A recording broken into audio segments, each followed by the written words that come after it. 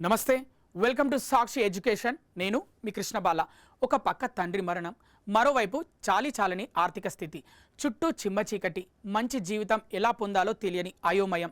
ఇలాంటి పరిస్థితుల నడుమ చదువు మీద ధ్యాస పెట్టడం అంత ఈజీ కాదు.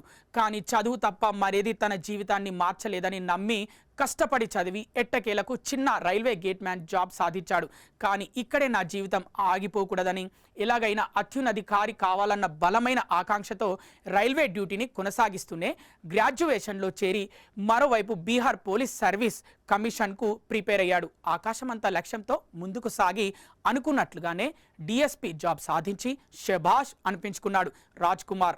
ఇక్కడ ఇతని కథలో కష్టాలనేవి అనివార్యం. వాటికి తలొగ్గక భయపడక దొరికిన అవకాశాలను ఉపయోగించుకుంటూ అభ్యున్నతి మార్గంలో ముందుకు సాగిపోవాలనే సత్యాన్ని నేర్పిస్తుంది. ఈ డిఎస్పీ కథను తెలుసుకోవాలని ఉంది కదా. రాజ్ కుమార్కి 12 ఏళ్ల వయసులోనే తండ్రి చనిపోయాడు. దాంతో కుటుంబం ఆర్థిక ఇబ్బందులతో సతమతమయ్యేది. చదువు కొనసాగించడం అత్యంత సవాలుగా ఉండేది. అయితే కజిన్ రాజేష్ కుమార్ సుమన్ అందించిన మద్దతుతో చదువుని కొనసాగించాడు. రాజేష్ కుమార్ సుమన్ రొసేరాలో ఉచిత బిఎస్ఎస్ క్లబ్ను నడిపేవాడు.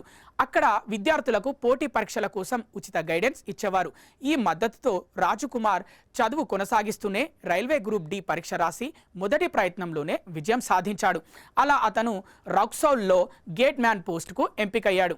ఈ ఉద్యోగం రాజ్కి ఆర్థిక స్థిరత్వాన్ని ఇచ్చి తన కుటుంబానికి సహాయపడటానికి వీలు కల్పించింది. అక్కడితో తన జర్నీని ఆపాలనుకోలేదు.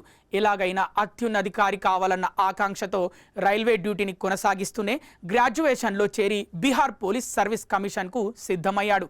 రైల్వే ఉద్యోగాన్ని అలాగే పోటీ పరీక్ష ప్రిపరేషన్ని సమన్వయం చేసుకోవడం సవాలుగా ఉన్నా కూడా సమయాన్ని జాగ్రత్తగా వాడుకుంటూ ప్రిపరేషన్ కొనసాగించాడు. రాజు తన 12 గంటల పని షిఫ్టులు చేస్తూనే రాత్రిపూట కూడా చదువుకుంటూ గడిపాడు. సింపుల్గా చెప్పాలంటే తన రోజువారీ రైల్వే ఉద్యోగంతో పాటే అతని ప్రిపరేషన్ కూడా కొనసాగింది. చివరికి అతని కష్టానికి తగిన ఫలితం దక్కింది. అలా తన తొలి ప్రయత్నంలోనే బీహార్ పోలీస్ సర్వీస్లో డిఎస్పీకి ఎంపికయ్యాడు. ఈ విజయం సాధించిన తర్వాత కూడా రాజు తన ఉద్యోగ దినచర్యను కొనసాగించడం విశేషం. అతను ఫలితాలు ప్రకటించిన మరుసటి రోజునే రైల్వే గేట్ వద్దకు తిరిగి వచ్చి యథావిధిగా తన విధిని నిర్వర్తించాడు. ఇలాంటి సక్సెస్ఫుల్ స్టోరీస్ కోసం చూస్తూనే ఉండండి సాక్షి ఎడ్యుకేషన్.